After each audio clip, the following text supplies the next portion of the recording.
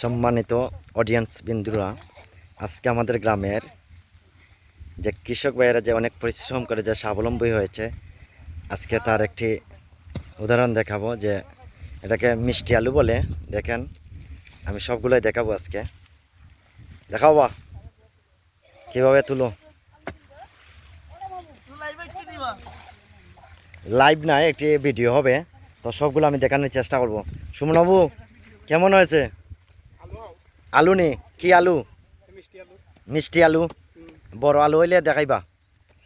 আচ্ছা, এই দেখেন কত বড় মিষ্টি আলু। অবশ্যই সবগুলা দেখানোর চেষ্টা করবো আপনাদের। আরো আছে, দেখি আছে নি, কোনো আছে দেখাও।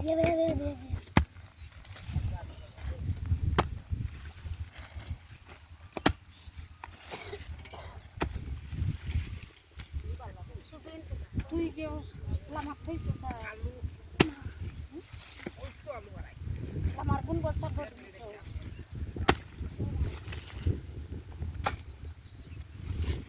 তোমার কোন বলিয়া ও বস্তা গও গও উদ্যোগ খানো আমার গও বন্ধ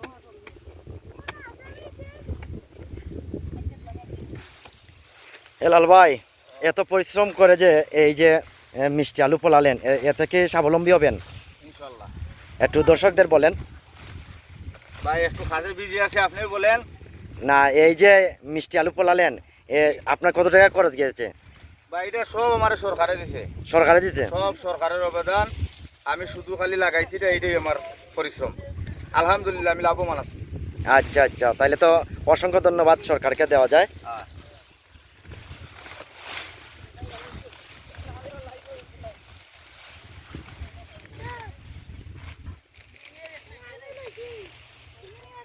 সরকারের অবদান তো সরকারের কথা হইতে নাই। অবশ্যই অবশ্যই ভাই।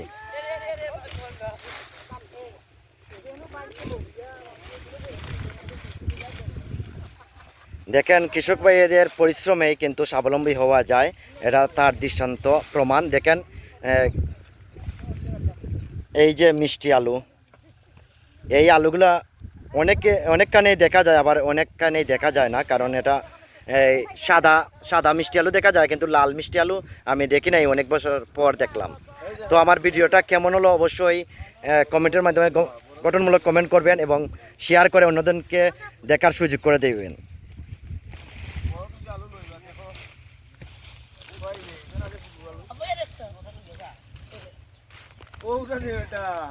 এই দেখেন, এই দেখেন, দেখেন কত বড় মিষ্টি আলু।